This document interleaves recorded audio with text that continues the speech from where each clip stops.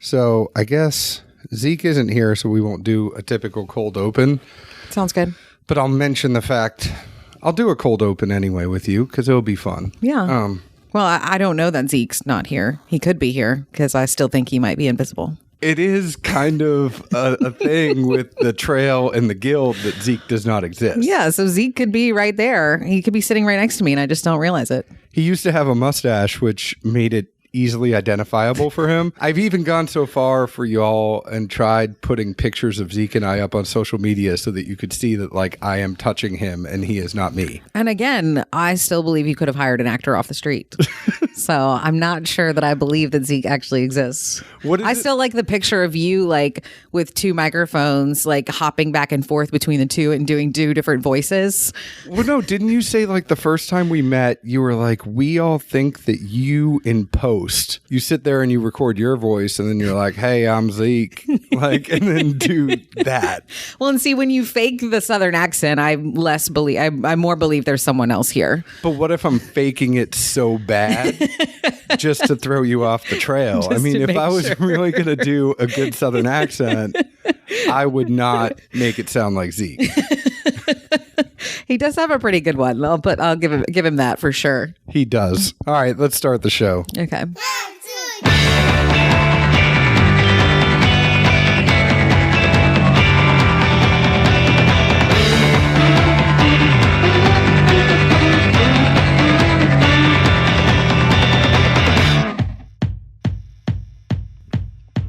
Hello, everyone. My name is John Edwards, and I am San Zeke Baker, but together we make the Dad's Drinking Bourbon. Wherever you are, whatever time it is, thank you for making us a part of your day. And before we start this show, we have an amazing guest here, the first guest in the Dad's Drinking Bourbon studio. The sound quality is a little bit better. We're a little more comfy in here. It's good times. Want to let you know today's show is sponsored by Cask Cartel, changing the industry standard in how you receive your alcohol. If you want bourbon, whiskey, you want Amaro, vodka, tequila, gin, whatever it is, go to caskcartel.com. They will ship whiskey directly to your door. They are like the Amazon of the spirits industry. So what you do is you go on there. There's a whole bunch of merchants, just like Amazon, the way it used to be. And they will hook you up with a merchant. That merchant will ship it to you. You'll sit on the comfort of your own couch or doing a million things at home like you always do. And then it'll just show up at your door. So go to caskcartel.com. Get your liquor shipped to the door, and then also follow them on Instagram at Cask Cartel. They are always doing awesome giveaways. As you heard from our previous show, they did a huge Pappy giveaway recently. They gave a bunch of old Rip 10 samples out to people, Pappy 23, Lot B. We got to get all of them and then do a cool little blind tasting with it. But go to Cask Cartel on Instagram. That being said, let's start the show here with my wonderful guest. You know her, you love her, or you might not know her yet. And this is kind of your coming out party. Sure. Sara Beth Urban, the executive director of the Tennessee Whiskey Trail. Thank you so much for being here. Thanks for having me. I'm excited to be on. I've been listening to the podcast for a while now, and I'm excited to finally be in the famous studio that's brand new. Well, you are here before Zeke, so I hope you take pictures and tell him what it's like. Absolutely. I'll be sure to let him know. Yeah, give him a text like, hey, I'm in your studio. Where are you? We don't always get Zeke for every episode. We would love to get him for every episode, especially the ones where we travel. And we met, you had just come on. We were at Grains and Grits Fest. Yes. And I actually met your husband before I met you, I think. I was at a bonfire with your husband drinking. Yes, I had already gone to bed that night, mainly because I am expecting my second child at the moment. So late nights are not my forte right now. Which it's kind of funny because you are in this room. This room does have a lot of whiskey. I'm surrounded by it. Typically always are drinking whiskey on every episode of Dad's Drinking Bourbon. This will be a drinkless episode. Yes. The first one ever. Yes, I've got a very tall glass of water, and that's about it. I have almost completed the Tennessee Whiskey Trail, and I am the first person to do it without drinking a single drop of Tennessee whiskey along the way. Did they still give you a t-shirt? I don't know. That's a good question. I'll have to find out. Like if you half-ass it, do they not? If you do the Whiskey Trail sober, do you still get a t-shirt? Yeah. Like I drove the Tennessee Whiskey Trail. It's like, no, you just drove around the state. That doesn't count. You got to see some nice sights and mountains and eat good food. Yes, I did. And meet very interesting people. This is not like an old time thing. You recently came on. I mean, yes. We're talking months, right? Yes, I'm 3 months in. I started October 1st. Where were you before you got to the Whiskey Trail? Let's get all that out of the way. And you and I have talked about this. I know you could talk about it for a long time, so we'll probably condense it down a little bit. But where were you and how'd you get here? Yeah, so I'm actually from the Nashville area originally, and I went to MTSU and got my degree actually in history, and my master's is in museum management. So my first job out of grad school was actually at a historic house museum, and that's really where I learned the ins and outs of running an organization and working with a board of directors, just kind of event planning, everything from, running weddings to giving tours to everything in between. From there, I actually went to Tennessee Tourism for the state.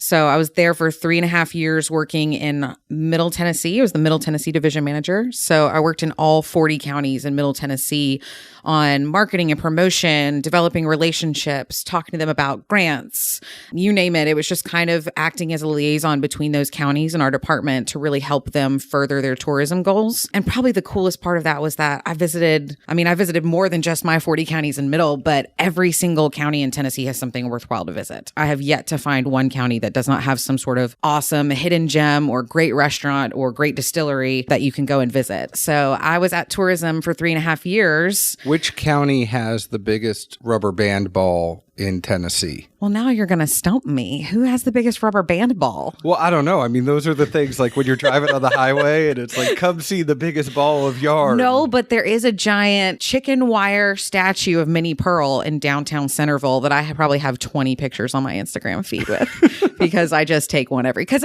how often do you see a giant chicken wire statue of a country music celebrity? How often do you see a giant chicken wire statue ever? Well, it's Tennessee, so, there's bound to be at least a few. Yeah. Anyway, we digress.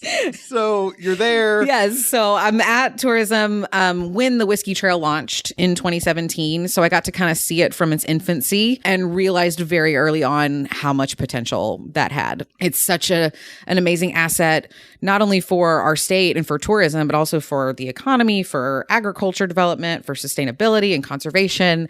There is a ton of potential there. And so when the opportunity came up for me to move over to the Whiskey Trail, I jumped at it because I just feel like it's such an opportunity, even though I was pregnant at the time. It's okay. But you are a fan of whiskey outside of pregnancy. Yes, absolutely. Fan of all of the different Tennessee spirits, from beer and wine to whiskey. So what were you drinking then before you got pregnant a second time? Because you probably had a little window. I mean, your little guy's 3. Yes. So then you probably only really had a small window within there to actually enjoy spirits again. Yeah. It was a very small window. So I don't know that I explored enough of the Tennessee Whiskey Trail before then, but I know what I'm going to be exploring now. So not to ask a personal question, but what changed? Because I know taste buds can change after pregnancy. Yes. Was there anything that you really enjoyed before you were pregnant that after you were like, we are dads drinking bourbon. We can talk about this. No, absolutely. So I think probably and this isn't even like after my pregnancy, it's between pregnancies. With my first one, I craved hot chicken all the time. Like I always wanted something spicy, in particular hot chicken. This second time, I can't tolerate spicy food. Spirits wise, did you really like IPAs before, then after you were like... No, I still think IPAs taste like eating a flower. All of the breweries in Nashville just kind of like sunk their head down because they all make great things that aren't. I like a lighter IPA, but my husband is one of those ones who wants to like feel like he's eating a sunflower as he's drinking a beer, and that's just not me. I don't necessarily think IPA is a sunflower. I just think some sort of flower. It's like eating some sort of herb, and I like it a little bit more mellow. I'm more of a nut brown kind of ale person. Fair. There is a whiskey that is a nut brown finish, and I really like the Black Bell from Bellmead. And there is another distillery that finishes in a nut brown ale, and I don't like it. I'm not a nut brown ale guy. I don't know why it's not my favorite thing in the world, but there's plenty of that's why there's plenty of whiskey and there's plenty of beer. Absolutely. Yeah. Well, and it also depends on what season I'm in, because during the summer I'm more of a Hefeweizen. But during the winter, I want something a little bit darker, a little bit richer, or some whiskey. So you know exactly what you like, which is good. And you are coming in here, you've taken these 3 months as you are expecting another kid to travel around and just get to know everyone. You're in digestion mode, but you are also going out of your way to I don't think that has been there in the past. Right. Granted, the trail's only 2 years old. I think the trail was very focused on lobbying and craft spirits in those first 2 years, but kind of talk about what you've been doing these first couple of months. I want to get into that lobbying versus tourism thing in a minute, but talk about what you've been doing. Talk about what you've been finding out. Like, what do you find really interesting, as you probably didn't know about all these places? Oh, absolutely. There are 27 distilleries on the Tennessee Whiskey Trail. So I think my biggest challenge up front and the biggest thing I wanted to do was go out and meet each person who works at those distilleries and talk to them about what have been their challenges, what have been, the successes that they've had, what products are they really proud of, what are their expansion plans. And it's been amazing, from, our legacy brands like Jack Daniels and George Dickel to the brand new guys who've just started up like Lost State in Bristol, or your smaller ones in like Short Mountain. You've got these amazing brands, and everyone has their own story. Everyone has their own unique reason for why they opened a distillery, whether it's honoring family heritage like Nelson's Greenbrier and Old Dominick, or it's, hey, I've been distilling in my garage since I was 16. Isn't that Keener? Well, he didn't open Old Forge. He just got the distiller position. Well, yeah, no, but everybody has a different reason why they're in this industry. I like Keener when he tells that story and he goes, I was a firefighter and I was doing this on the side, and I ended up getting an actual permit. Like, he got a farm permit. Yeah. And then he goes, I was making fuel for the soul. And anybody that's met Keener and just you hear him and you watch his face as he says, like, I was making fuel for the soul. Oh, yeah. And it just makes sense. Absolutely. But everybody, just to a degree, it's just really cool to see why so many people have come to this industry. And again, it's the spirits industry. So everybody, for the most part, is in good spirits when I go around. And it's been probably the thing that I've loved the most is how welcoming everybody has been. I don't come from a distillery background. I come from a tourism and marketing background, but everyone has been just so welcoming, so over the top with explaining things to me and talking me through steps and processes so that I can learn more about it. And I've just been fascinated by the culture behind it. They're like, see, this is a still. Right, exactly. Yes. This is a barrel. Yes, they do take it slow sometimes, which I appreciate. But no, I've enjoyed smelling a lot of the products too. They smell great. I can vouch for that. You do have more, so women over men. Women actually have better senses of smell and better taste buds than we do. So you're smelling, I can only imagine. Well, and then with pregnancy, you have like I call it wolf nose, because I can smell everything, good and bad, unfortunately. It's actually been kind of nice being when I went to Old Dominick, they actually did a flight for me so that I could smell each one. So that was fun. That also opens up another funny story so my first son is James David, and the guild members, they're already starting to call him JD for Jack Daniels instead. And my second son, this was not planned, but we are naming him after my husband's. You're naming him George Dickel? No, my husband is Italian. He's half Italian. So we're naming him after my husband's great uncle. And I kid you not, his name is Dominic, and it's spelled the exact same way as Old Dominick out of Memphis. So we've got a bottle of their hot toddy to pop open in the hospital post baby. And I've got a chicken for him too. I bought one of their roosters. Plus, now I've got a great opportunity for Old Dominick to meet new Dominic. There you go. They're really going to have a whole lot of fun with you. Oh, there's going to be so much fun. Well, of course, my first day on the job, when I told them what we were naming our first son and how technically I have 2 children, 2 boys named after distilleries, is they were like, how many more kids are you going to have? I was going to say, I don't think like Old Smoky has a really good ring to it for a kid. I always think like, Charlie Nelson, I don't know why he doesn't go by Chaz. If you saw the old Nelson's Greenbrier ads, it all says Chaz Nelson. Nice. But Chaz makes you think of like the 80s guy that was in those like alpine skiing movies. Yes. Who's like, hey man, I challenge you to go down the K2 tomorrow. Like. Good old Chaz. Chaz, you just expect to have like a spiky, like a Buzz Spike haircut and like wear sunglasses and a big pink neon shirt. So maybe that's why he doesn't go by Chaz. Maybe that isn't. and anybody that's met Charlie he's definitely not a Chaz. No, he's not a Chaz. No. Yeah. So you've come over, you've met with people, even a lot of the stuff that we found, and I think it's really interesting just in our position on the podcast. Everybody we talk to, there seems to be similar issues, but it's almost like there's 3 different camps within the Tennessee Whiskey Trail. You have your traditionals like your Dickel's and your Jack Daniel's, and I would even say kind of Nelson's is getting into that realm of not necessarily being the traditional craft. They have wider distribution. So you have your traditional whiskey houses. You have your mom and pop shops. You have those owner-operated, your Billy's at Short Mountain, Stanton at Postmodern, Tim down at Chattanooga, although Chattanooga's growing and getting bigger and bigger. You have Heath Clark, you have Lee over at Leaper's Fork, so you kind of have these smaller places. Then you have the Moonshiners out in East Tennessee. It's like 3 different camps, all with different goals, all with different needs. Some of the people we talk about like storage is a huge issue. Some people talk about, it could be the price of grains or just like there are different things for different. How are you going to make everybody happy? Well, and because you mentioned 3 different camps, there's also 3 grand divisions within Tennessee.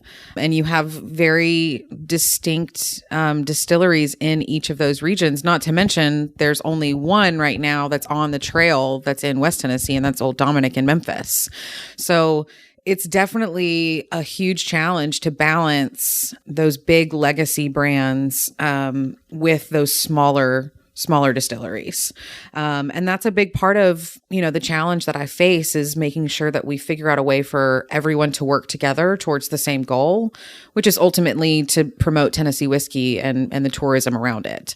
I think what's so cool though about a lot of our visitors, what we hear time and again is that while they love going to visit places like Jack Daniel's and the showmanship that goes on in some of those larger brands, when you go to a place like Short Mountain or H. Clark, a lot of times your tour is going to be done by the head distiller or the person who started that distillery. So you're going to get to see and hear the stories from the guys who've actually done it. And I think that's just a really cool feature about our smaller ones that you don't get when you go to Jack Daniel's. Because I always tell people like the Tennessee Whiskey Trail, and I don't mean this, it's not a slight, it's probably 30, 40 years behind Kentucky.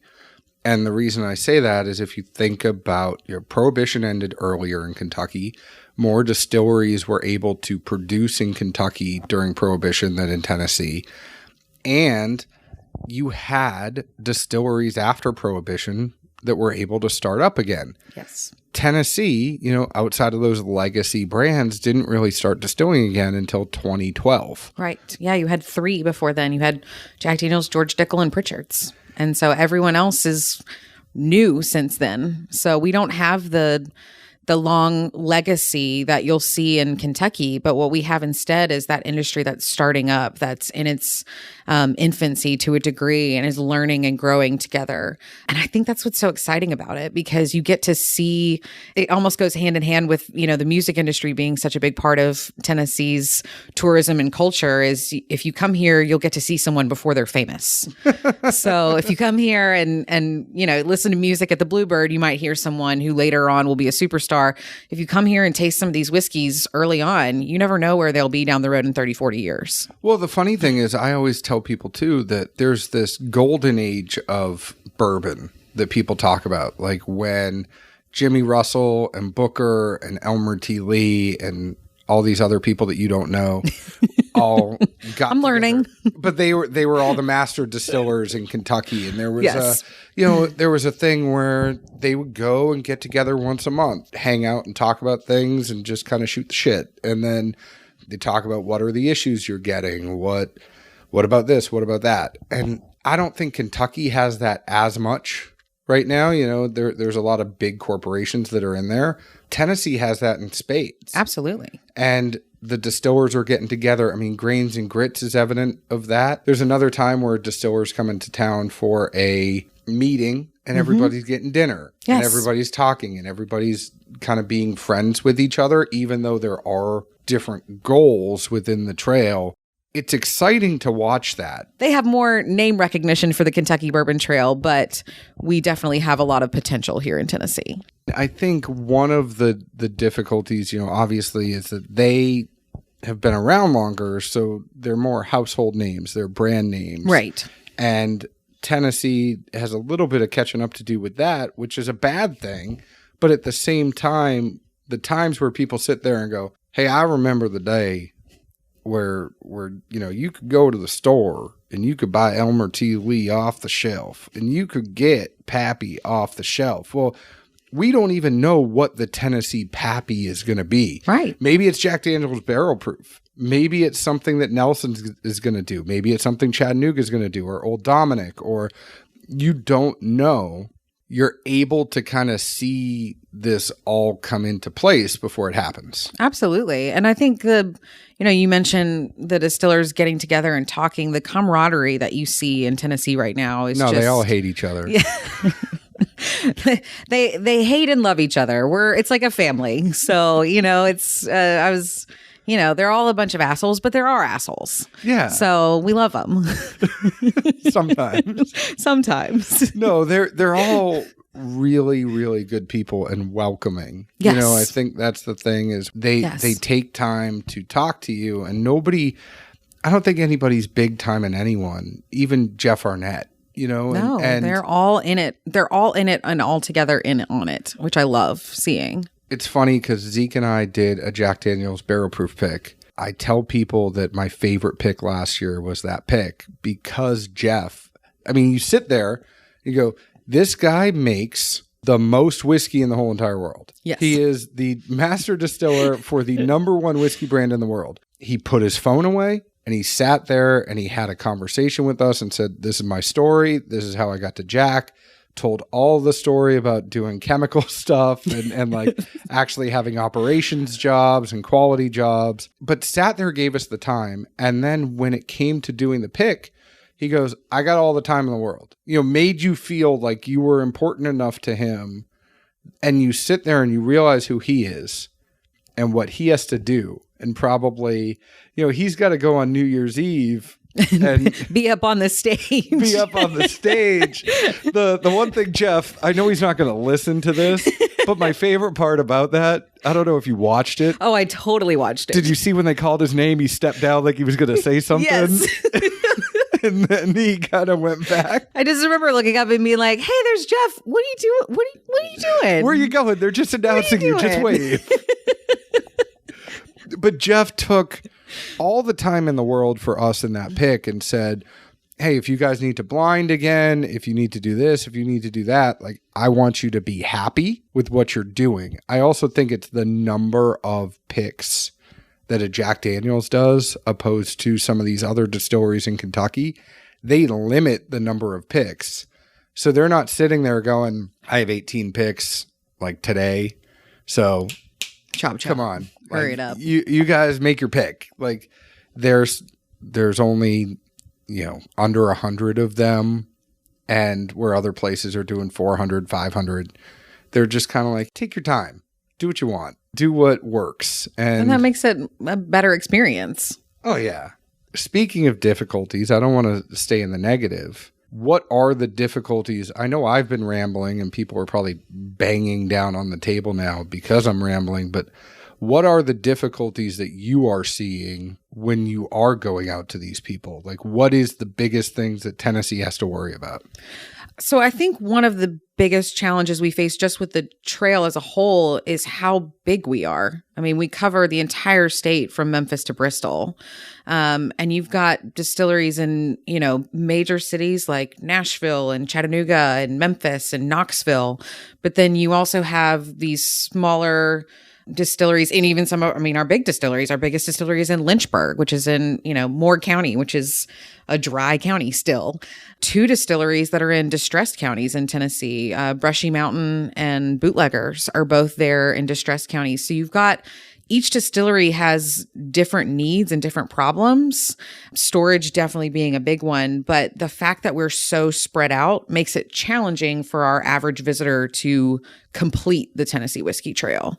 So we're definitely looking at ways to kind of make that a more feasible option for folks. If it's breaking it down into smaller chunks or having, we can't necessarily split it up by grand divisions because everybody who goes to Old Dominic is going to have completed a trail.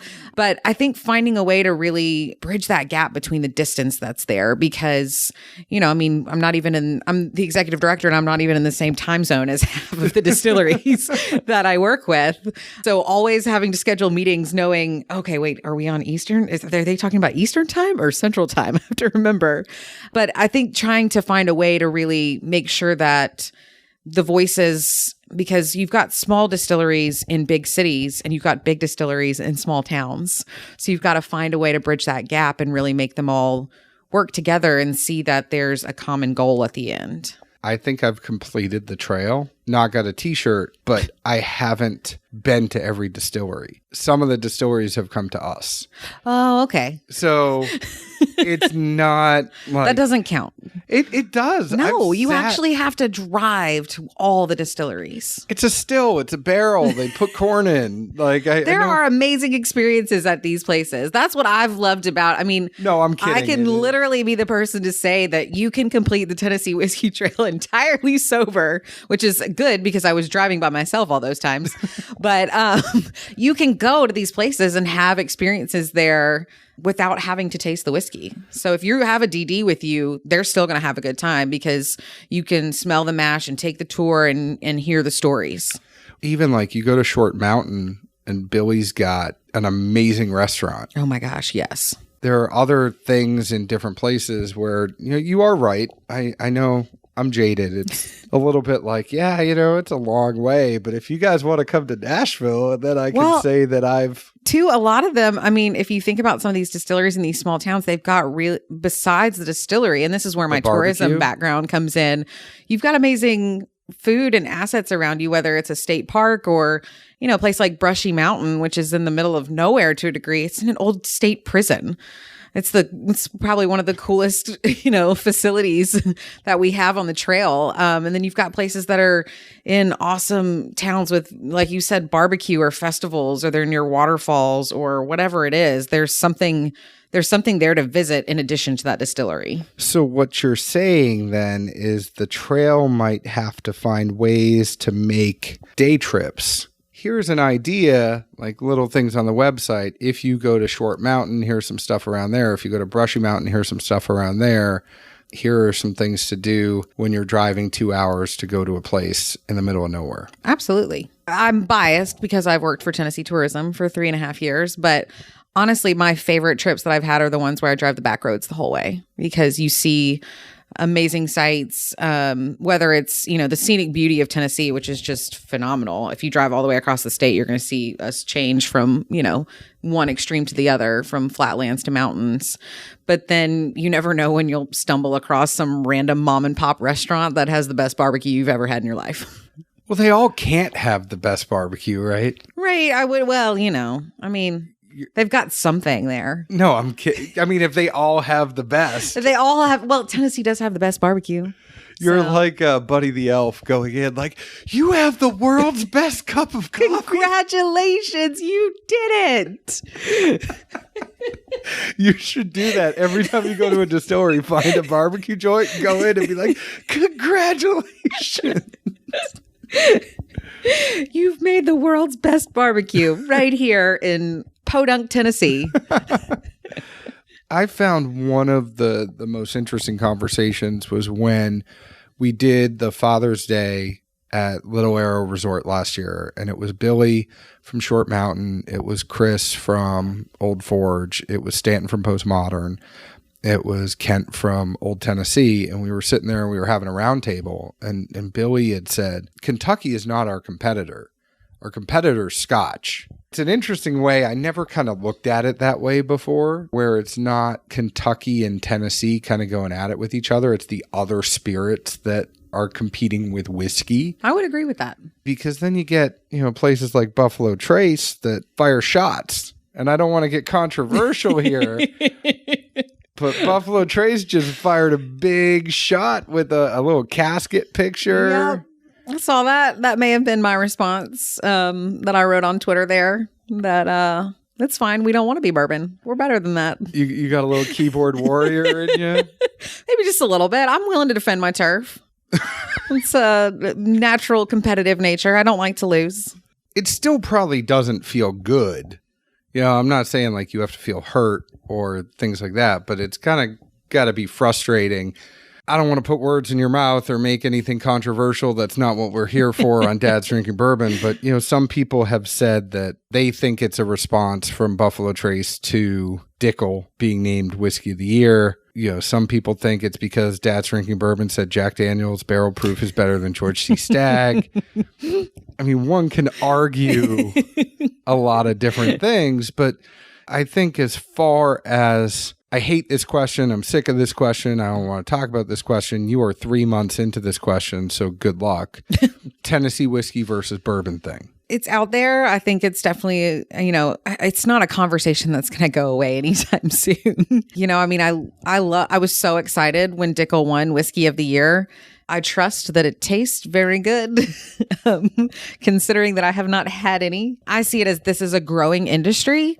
You've got a ton of states that are jumping on this whiskey bandwagon. I mean, Texas is growing phenomenally. We see it across the United States. New guilds are forming and they're partnering up with the national organization to help get more legislation passed to make this industry more accessible for the people who enjoy it so that people across the nation can experience Tennessee whiskey, even if they haven't been here. And hopefully what we want that to do is then want them to come here and experience it in person. Yeah, Texas has a trail now. They do. They have T-shirts too. Maybe you could do T-shirts for like the different types of spirits. So you could be like, if you go to all the shines, you get a shirt that says "I shine in Tennessee." Yeah, and then like this shirt was the key to my whiskey or something like. But I mean, it brings up a good point because the guild was formed not only to give craft a little bit more of a say against those legacy brands in Tennessee, but it's also what can everybody do collective. There are things the guild and the trail does, like by doing trail only events where you don't have to pay to have a table. Right. A lot of people don't realize like these distilleries, when you go to a whiskey night or you go to a whiskey event, they're paying $500 for a table and they're bringing their own product. And depending who puts it on, they're not able to take their product home. Right. If I was a distillery and I brought 3 cases and I only went through 1, I should be able to take the other 2 cases home. But it is a little bit about the 3-tier system. It is a little bit about a whole bunch of other stuff that we could get into at a different time. We wanted to get into the nitty-gritty, but the guild at least says like, hey, we're going to do an event together. Right now there's Grains and Grits. There is Spirits and Soul. There will be one in Nashville. Yes. The guild itself is really so that we can speak as a collective voice. That's why we have a lobbyist. Jill has been our executive director for the 3 years prior to me coming on board and really focused in on getting key legislative pieces passed that allowed our distilleries to do more and to really work and provide a great product for the state. We've also had an amazing trail manager out of Blount County, Kim Mitchell, she likes to call herself, she's been a great chief cat herder for the past few years, keeping the trail in line. So I feel like Kim took a big sigh of relief when you came on. I'm here to help herd the cats. So yeah, there's a lot of pieces that go into the guild and the trail, even beyond, just the tourism numbers that we want. We want to make an impact on our local communities, whether that's, the city that they're in, the county, the state as a whole. And a big part of us speaking with a collective voice is showing the impact that Tennessee whiskey has and making sure that people understand that we're a worthwhile endeavor in Tennessee.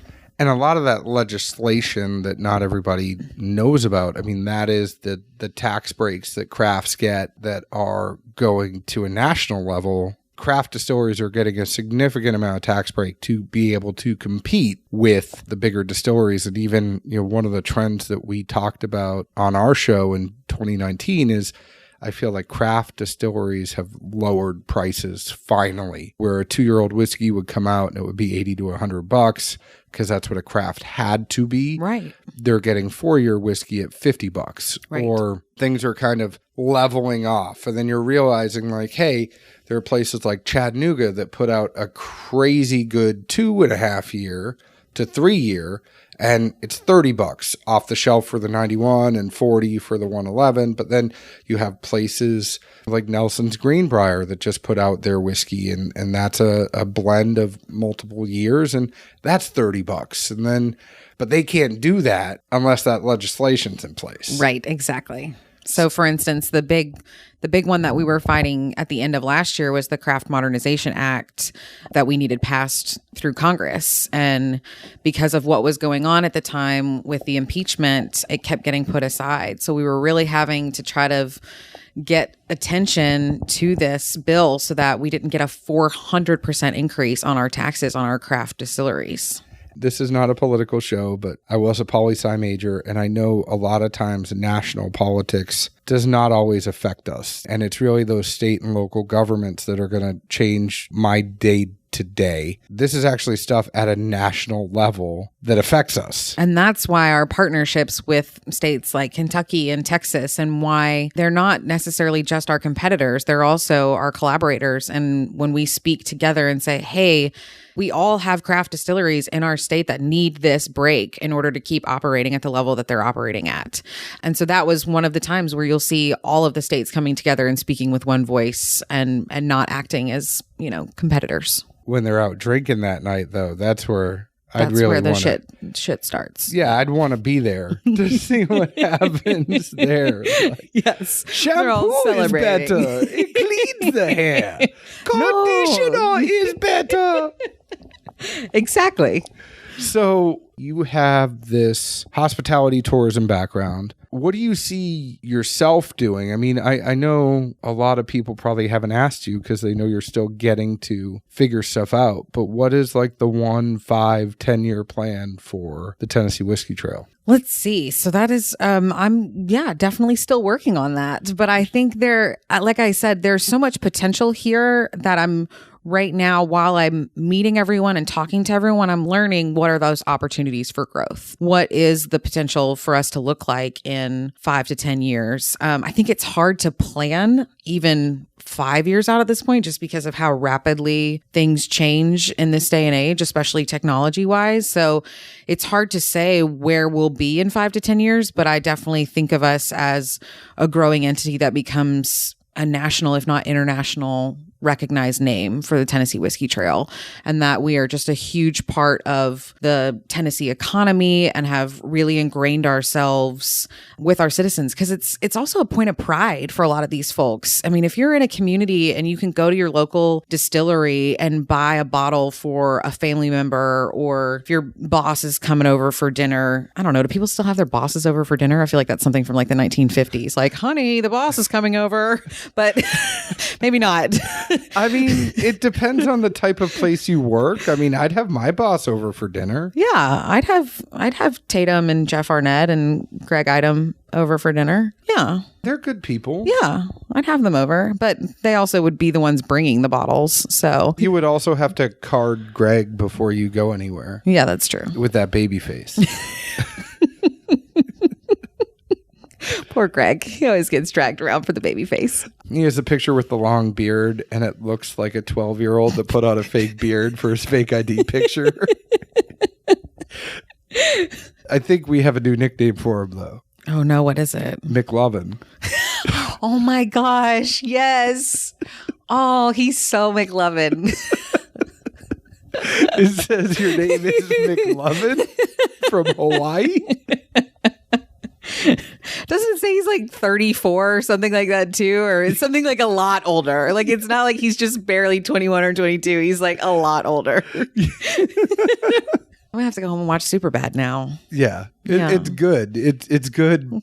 Like your baby in your belly needs to get exposed to things like Superbad. Yes. Some people are giving classical music to their kid. You are giving. Oh yeah. Well, I mean, right after each time I got pregnant, we watched Knocked Up, of course, because you've got to watch it. You know, it just is too perfect. Any movie that has Bill Hader in it is a good movie. Good movie. It's a good movie. Yes. I'm not going to let you off the hook too easy, right? Because I find it funny, these distilleries have to plan out. When you distill something, you're planning out 5-10 years. It's true. You're going to have to get on board. You're going to have to be able to plan out 5-10 years yourself. Why don't you have all the answers in 3 months? I don't have all the answers already. Why didn't you come in with all the answers? Well, so this is one thing that it's kind of you almost bring up a good point about the juxtaposition there is that it's hard to plan, strategically marketing wise. Cause in 5 to 10 years, who knows if social media will still be around or, what we'll have developed in the marketing world. Will we all still be doing TikToks? I don't know. I still haven't got on I haven't done TikTok either. My husband's obsessed with it, but I can't do it. I went into a Starbucks by Vandy. I was picking up my daughter the other day and I walked into the Starbucks. I'm old. Right? I think we're at this point now where I still feel cool, but I'm not. It wasn't that long. I mean, I'm going to admit something that's just embarrassing, but I only recently, within the past few months, heard the term slide into my DMs. Yeah, don't be telling. I've never heard that phrase before, and someone used it as like a joke, and I was like, I don't even know what that means. And now I do. Did you tell that person you were very happily married? Well, it was actually somewhat, like I said, they were using it in a joke form. So it was like, hey, send me a message. Like they meant it as like, hey, send me a message, like jokingly. Cause I'll be honest, it was a woman. We were talking back and forth and she was like, yeah, just slide it into my DMs. And I was like, I don't know what that means. And so like she explained to me and I just remember, this is literally the word that came out of my mouth. I just go, youths. What is wrong with the youths these days? That's like Netflix and chill. Well, I know that one. But now it's Disney Plus and Snuggle. Is it? That's what I heard. That's the new one. It's Disney Plus and Snuggle.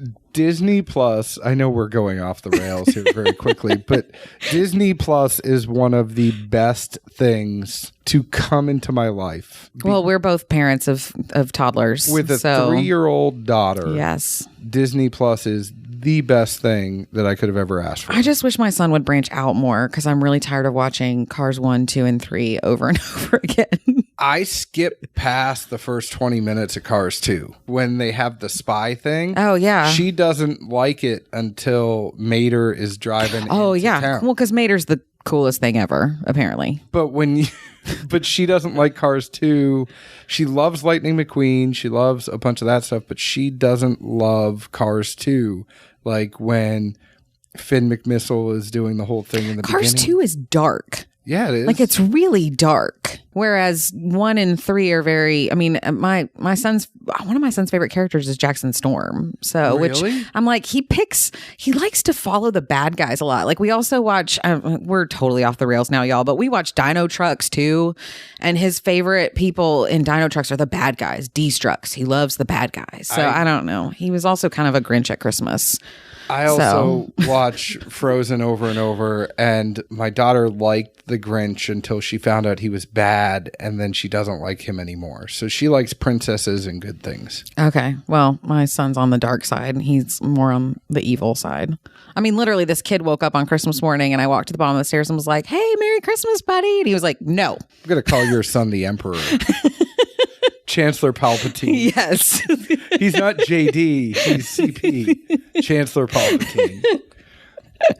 So the only place to go for the Tennessee Whiskey Trail is up. I think this should be a regular thing as a state of the state. I think, yeah, as far as covering the Tennessee Whiskey Trail, and I love getting to hear the inside into it, knowing kind of what our challenges, what kind of the outlook is, but how you guys are changing it. Because I'm super interested, just from a fan's point of view, to see the hospitality tourism side of it that you are going to bring. Yeah. I think that has been missing a little bit, where you have everybody does a tour, come see the tour, come do a tasting. And I think Tennessee has such an opportunity. We don't do anything normal in Tennessee. And we always put our own spin on it. And I feel like we haven't put our own spin on it yet. Like if I look at the Tennessee Whiskey Trail, I felt like it was made too much in a model of Kentucky and not enough Tennessee. I could see that. Yeah, I think there's, like you said, there's so much that's unique about Tennessee. I mean, you know, coming from tourism, we say 7 genres of music call Tennessee home. We have one of the most diverse landscapes. Again, if you drive from Memphis to Bristol, and kind of going back to your point too, you talk about the fact that it takes, you know, our distilleries are planning products out for 5 to 10 years, whereas the marketing industry moves a lot faster than that. So how do you plan to market something that's not going to be released for another 5 to 10 years? The distillery industry is kind of an anomaly of itself because they have to do it slowly. When you speed up the process to a degree, it's going to wreck the product. They have to kind of keep that slow, methodical way that it's always been done, even as the world continues to speed up at such a rapid pace. So it's kind of interesting to see how to market a product that moves slowly. Yeah. But it's fun. And I think that's what's so cool is it's a worthwhile product. I mean, that's why people love it and enjoy it so much, is because there's so much time and passion that's put into it.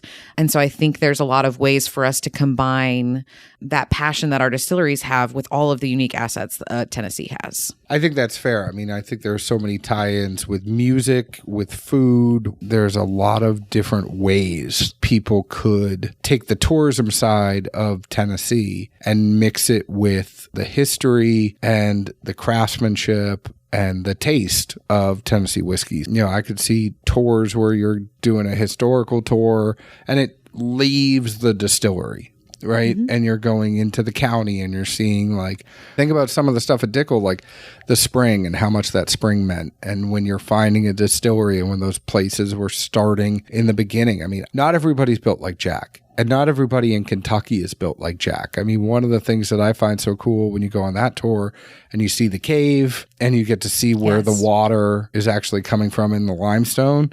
And they're like, this is our water source. And not everybody has that. There are so many unique things on the Tennessee Whiskey Trail. You know, I don't want it to sound like we're doing a big ad. There's no money exchanging place here. We are just having a conversation. Yes. But I think as someone who lives in Tennessee, even though I graduated from Kentucky, I have a huge amount of pride for Kentucky. I have a huge amount of pride for Tennessee. Or enjoying both is not in conflict with each other. No. Well, and I mean, to your point, we don't want everyone to be like Jack. If every single distillery were like Jack, then there'd be no reason to go to any of them. Yeah. Instead, you've got ones that are in rural areas versus large cities. You've got ones that are in old prisons versus in the heart of downtowns. I need to go to the prison one. You've got to go to the prison one. It's super cool. It's actually still on my list to go, but I've seen photos and talked about it enough to know, I feel like. But then you've also got that's what's awesome about Tennessee too, is everybody's product is different. I mean, like you said, we've got the moonshiners out in East Tennessee, but then you've got gin. H. Clark you got H. Clark's #1 seller is his gin. And that black and tan is good. So you've got everybody's doing something different and is proud of a different product that they have. And that's what's fun about being in its infancy, is there's a lot of experimentation going on and we're just at the beginning of it. Can't wait. Come back. Definitely. 4 or 5 months. Yeah. Maybe in a few months. I'll come to you first. We'll have a glass of whiskey then. Yes, we will. Yes, definitely. We will have some good old Tennessee whiskey, or if we're drinking H. Clark, we'll have Tennessee bourbon. Yes. Or some gin. Or some gin. Or some moonshine. Now, people can find you at TN Whiskey Trail. Yes. On Instagram. You can also find you Sara Beth Urban, right? Yes. Just my name. There's no H on Sarah. So Sara Beth Urban, just like Keith, but I'm not related. And I used to think it was Sara B. Urban for a while, but it's Sara Beth Urban. Well, I've already had people be like, you should just make it Sara Beth Bourbon. And I'm like, well, I work for the Tennessee Whiskey Trail, so it's hard to change that. But yes, we're Tennessee Whiskey Trail on Twitter, Instagram, Facebook, and you can find me personally those same places, Sara Beth Urban.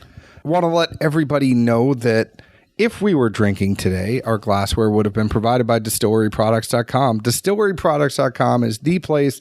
I know Sara Beth is traveling all around the state of Tennessee, and if she went into every single distillery and said, hey, where do you get your laser etched glassware? I'm pretty sure they're going to say back to her, distilleryproducts.com. I know that there are about 4 or 5 distilleries here in the Middle Tennessee area that are using distilleryproducts.com, whether or not it's Glencairn's, it's Wee Glencairn's, it's the Tua Glass, it is the Neat Glass, whatever it is, distilleryproducts.com has it for you. If you want me to hook you up with them, I am happy to do so. Please reach out to me, slide into my DMs, and I will make sure that I get you in touch with distilleryproducts.com. Sara Beth, thank you so much. People can find the dads at Dad's Drinking Bourbon on Facebook, Dad's Drinking Bourbon on Instagram, at Bourbon Dads on Twitter. Download us wherever you download your podcasts. And you can find us in Nashville, Tennessee. Cheers. Cheers.